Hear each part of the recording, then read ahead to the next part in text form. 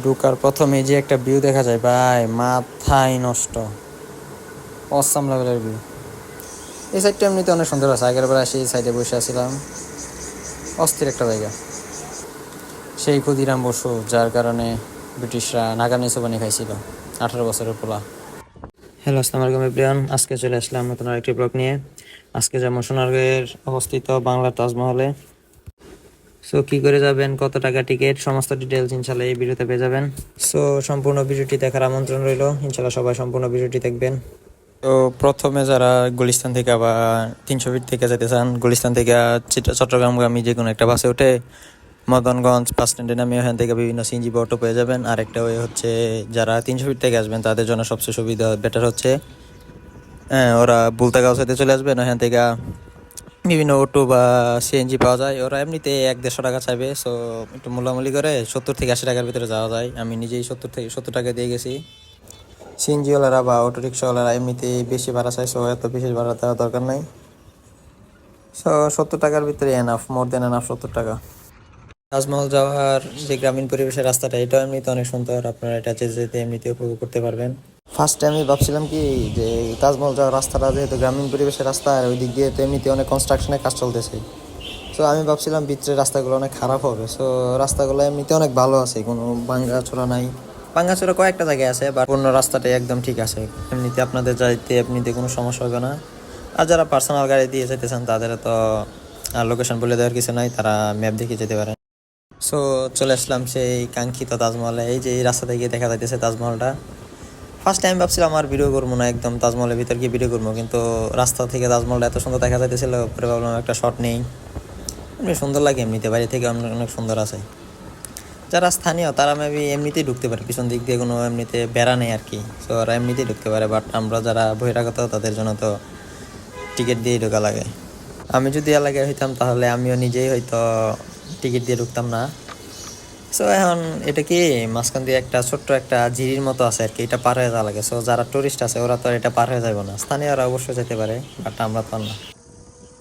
So অবশেষে চলে আসলাম সেই তাজমহলের সামনে। সো এদিক দিয়ে এমনিতে অনেক তাঁতের জিনিস পাওয়া যায়, বিশেষ করে মায়াগর জন্য, পোলাগর জন্য খুবই কমই আছে। মায়াগর বিভিন্ন শাড়ি টাড়ি পাওয়া যায়, তারপরে মায়াগর টুপি, এমনিতে সবচেয়ে বেশি জিনিসপত্র মায়াগর আর কি, পোলাগর নাই বললেই চলে। চলুন একেবারে ভিতরে গিয়ে কথা হবে। টিকিটের প্রাইস কত নিল জানাইতেছি, আর দেখি ভিতরটা কেমন।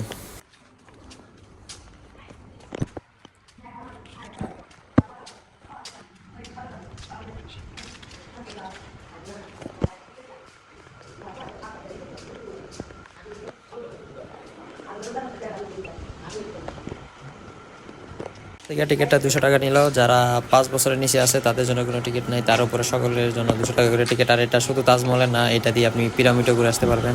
তো পিরামিডের ভিডিওটা দেখামো, ইনশাল্লাহ ভিডিওটা দেখেন। যে এখানে যে দুজনকে দেখতে পাচ্ছেন ওরাই মূলত আহসানুল্লাহ মনি ও তার স্ত্রী, তারাই মূলত এই তাজমহলটা বানিয়েছিল। Just look at this view guys, মাথায় নষ্ট, কোনো অংশে কম না। আগ্রার তাজমহল থেকে এটা কোনো অংশে কম না।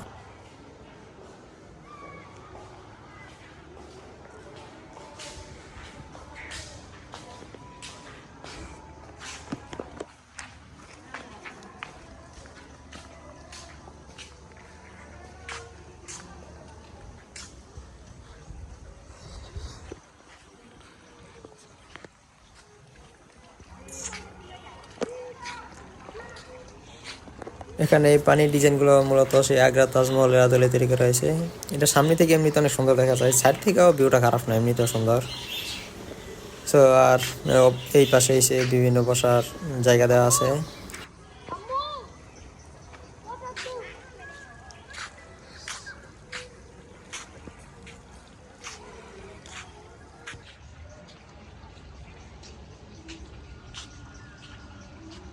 তো চলুন উপরে যাওয়া যাক, উপরে গিয়ে দেখি কী অবস্থা। আমি আগে এমনিতে 2বার আসছি, এটা নিয়ে 3বার।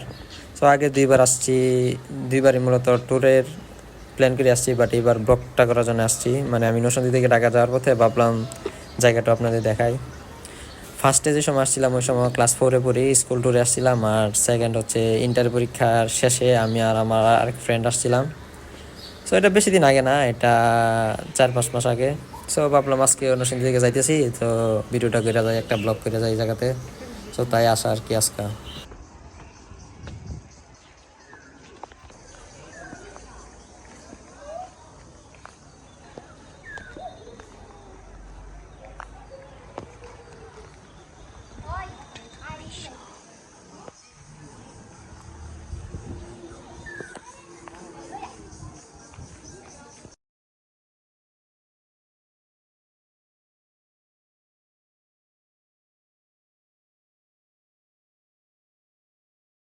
আপনাদেরকে তাজমহলের ইতিহাসটা একটু বলি।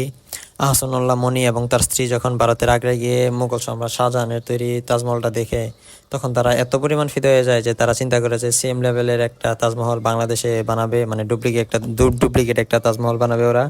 সো তারা বেশ কয়েকবার সেই তাজমহলটা পরিদর্শন করা এবং একটা প্রকৌশলী দলকেও সেখানে পরিদর্শন করা এই তাজমহলটা সম্পূর্ণ সেম কপি বানানোর জন্য। দিতে তাদের চিন্তা ভাবনা অনুযায়ী 2003 সালে এর নির্মাণ কাজ শুরু হয় এবং দীর্ঘ 5 বছর পরে 2008 সালে নির্মাণ কাজ শেষ হয়। এবং ধারণা করা হয় যে বর্তমানে টাকার হিসাব করলে এটা প্রায় 50 থেকে 60 কোটি টাকার মতো এটা খরচ হয়েছিল। টোটালি নির্মাণ করতে 50 থেকে 60 কোটি টাকা খরচ হয়েছিল। এই সাইডটা দেখার মতো তেমন কিছু না, এই সাইডটা ওই পাশের মতোই। তো এটাও ভালো আছে এইদিকে, মানে ছবি তোলার জন্য পারফেক্ট জায়গা এগুলো।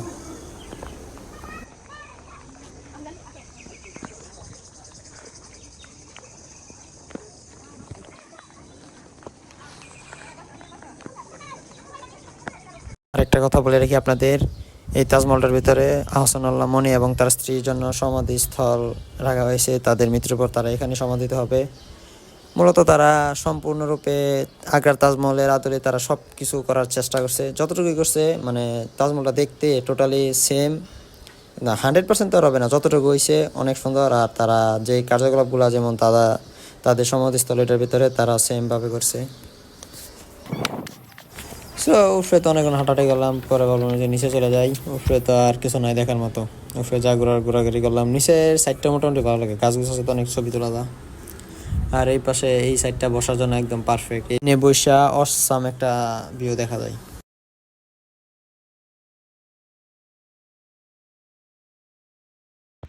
এখন তাজমহল থেকে বেরিয়েছে, এখন আপাতত দেখার আর কিছু নাই। এখানে অনেক টাইম স্পেন্ড করলাম।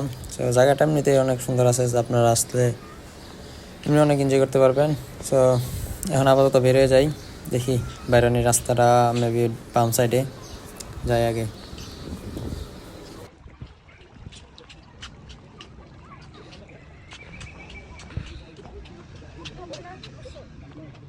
আর আপনারা যদি এখান থেকে বের হয়ে যান, তাহলে আপনারা আর ব্যাক করতে পারবেন না। যদি আপনার ঢোকার খুব ইমার্জেন্সি দরকার হয়, তাও ওরা দেয় না। আমি ট্রাই করছিলাম, বাট ওরা মানে বলে যে আবার নতুন করে টিকিট কাটা তারপর আবার আসতে হবে। এমনিতে একবার বেরিয়ে গেলে আর দেয় না ওরা।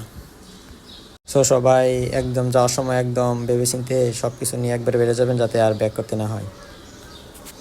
আর বাহিরে যে কাপড়ের দোকানগুলো দেখতেছেন, এগুলা সম্পূর্ণ সম্পূর্ণ সবগুলোই মূলত হচ্ছে তাঁতের তৈরি জামা কাপড় এখানে পাওয়া যায়। বিশেষ করে মায়াদের জিনিস বেশি আর কি, পোলাদের জিনিস নাই বললেই চলে। আর বিভিন্ন তাজমহলের স্ট্যাচুর মতো টাইপের কিছু পাওয়া যায় এখানে, এগুলো স্মৃতি হিসেবে নেওয়া। এখন যেমন হচ্ছে রাজমণি পিরামিডে, সো হাতের বাম দিকে সোজা 2 মিনিট হাঁটলে আপনারা সেই পিরামিডের জায়গাটা দেখতে পাবেন। এর ভিতরে পিরামিডে ঢুকতে আপাতত কোনো টাকা লাগে না। আপনারা যে তাজমহলে ঢুকছেন ওই টাকা দিয়েই, ওই টিকিট দিয়েই সাধারণত 2টা কভার করা যায়। মানে এটা কম্বো প্যাকেজ আর কি, একটা একটা করে দেয় না, 2টি আপনার নেওয়া লাগে 200 টাকার মধ্যে। তো পিরামিডটা এমনিতে অনেক কিছু দেখার আছে। তো চলুন যাই আগে দেখে আসি কী কী আছে।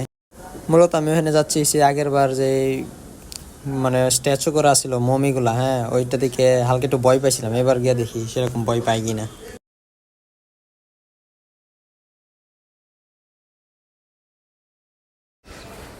চলে আসলাম যে পিরামিডের সামনে পার্কিং স্পটে। এখানে যারা পার্সোনাল গাড়ি নিয়ে আসবেন তারা এখানে পার্ক করতে পারবেন, কোনো এন্ট্রি ফি পার্কিং চার্জ লাগে না।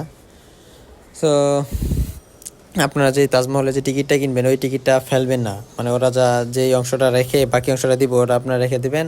এটা আবার এই জায়গাতে এনে দেখানো লাগে। সো দেখাতে দিলে, এখানে দেখা দিলে তাহলে আর এক্সট্রা কোনো টাকা লাগে না। সো আপনারা এমনিতেই ঢুকতে পারবেন, ওইটা দিয়েই ঢুকতে পারবেন এক্সট্রা কোনো টাকা ছাড়াই। তাই ওইটা রেখে দিবেন, ওইটা ফালানোর কোনো দরকার নেই ওই টিকিটটা।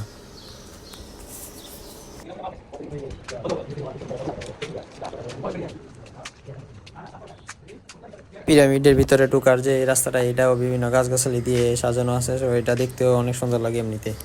ঢোকার মুখে পিছনে একটা রেন্টি গাছের মতো কিছু একটা গাছ ছিল, বাট আমি পিক কতগুলো ছবি তোলা ট্রাই করতেছিলাম, বাট সূর্য সূর্যের কারণে আমার ছবিগুলো একটাও সুন্দর আসতেছিল না।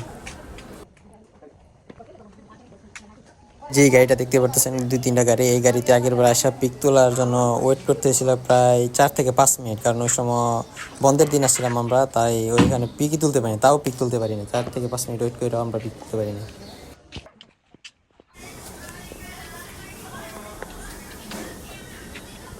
এই সামনেটা হচ্ছে রাজমণি সোনা বাগান। এই বাগানটা মোটামুটি সুন্দর করে সাজাছে। আগের বার যে সময় আসছিলাম সামনে একটা সুন্দর একটা ছিল, মানে জলাশয়ের মতো ছিল, আছে এটা, হ্যাঁ এটাও আছে দেখা যায়। তো এই জায়গাটা মোটামুটি সুন্দর আছে। এখন ঢুকতেছি হচ্ছে ক্ষুদিরাম বসুকে যে জায়গাতে ফাঁসি দিয়েছিল, এই জায়গার মতো নকল করে একটা এখানে একটা স্থান বানানো হয়েছে। তো এই জায়গাতে দিকে দেখে কি কি যা পাওয়া যায়, কি কি দেখা যায়।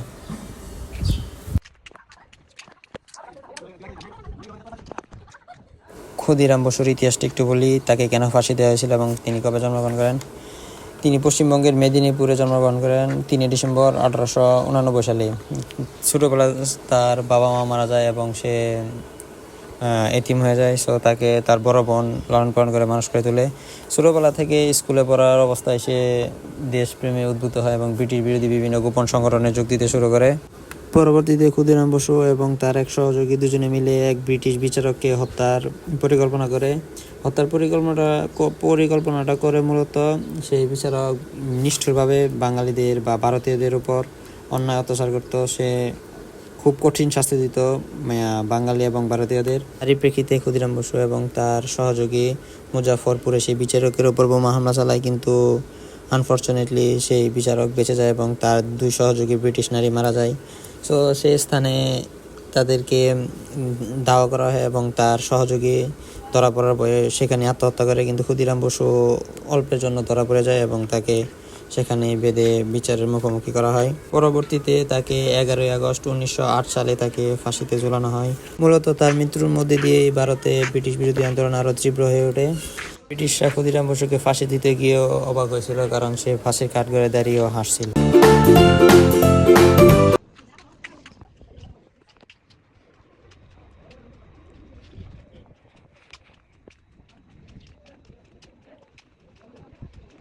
সো এখন ঢুকবো সেই কাঙ্ক্ষিত পিরামিডের ভিতর, যেখানে বিভিন্ন ধরনের মৃত ব্যক্তির মমি রাখা আছে। মৃত ব্যক্তি না, মানে এমনিতে স্ট্যাচু করে রাখা আছে, এবং বিভিন্ন প্রত্নতাত্ত্বিক বিভিন্ন অলংকার, থালা বাসন এগুলো রাখা আছে। সো দেখে আসা যাক।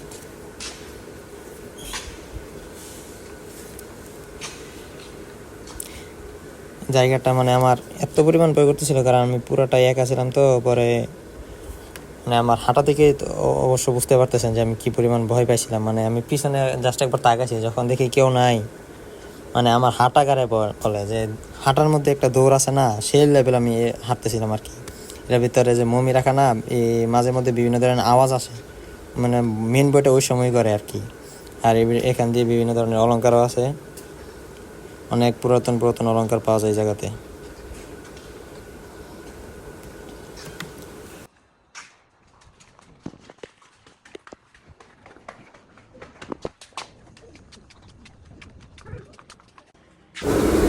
এখন এটার ভিতরে বেহুলার বাসরঘর, মনসা মঙ্গল, নদের চাঁদ কুমির, আধুনিক গ্রাম, গাজীপুরের বাউনগর, বিভিন্ন ধরনের জিনিসপত্র দেখা যায়। সো ভিতরে ঢোকা যাক, ঢুকে দেখি কি কি পাওয়া যায়।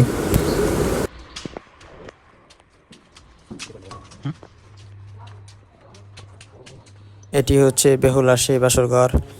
মূলত এটি একটি কাল্পনিক গল্প যা বাংলা মঙ্গল কাব্য থেকে নেওয়া হয়েছে। এটি ছোট করে একটু সামারি করি। মূলত বেহুলা এবং লক্ষিন্দরের বিয়ে হয়। লক্ষিন্দরের বাবা মনসা দেবী মনসার পূজা করতে অস্বীকৃতি জানায়। পরবর্তীতে দেবী মনসা তাকে অভিশাপ দিয়েছে তার ছেলে বাসর ঘরে সাপের ছোবলে মারা যাবে। পরবর্তীতে তার বাবা তার বাসর ঘরের জন্য লোহার একটি বড় একটি শক্ত একটি ঘর বানায়, তারপরেও ছোট একটি সাপ সেখানে ঢুকে পড়ে এবং তাকে ছোবল দিয়ে মেরে ফেলে। পরবর্তীতে বেহুলা তার স্বামীকে বাঁচানোর জন্য ভেলা নিয়ে নদীতে বেরিয়ে পড়ে এবং দেবতাদের মন জয় করে তাকে বাঁচিয়ে আনে। বেহুলার এই কাহিনীটা আমি মূলত কাব্য থেকে পড়ছিলাম, আমি এটি এমনিতে আমার অনেক ভালো লাগছিল।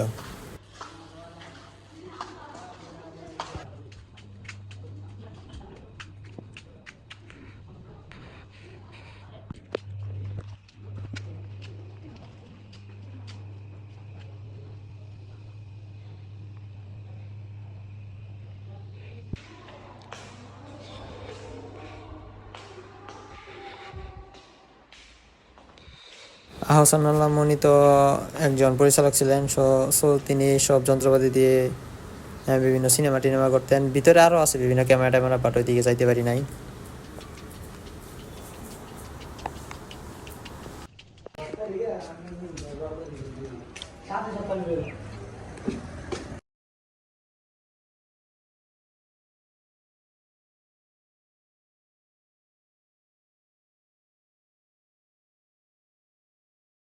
তো ভিডিওটি কেমন হয়েছে আমি ঠিক জানি না, আমি ইউটিউবে নতুন, সো কোনো ভুল ত্রুটি হলে নতুন হিসাবে ক্ষমা করে দেবেন। সো ভিডিওটি ভালো লাগলে like, comment and subscribe. So আল্লাহ হাফেজ, দেখা হবে অন্য কোনো ভিডিওতে।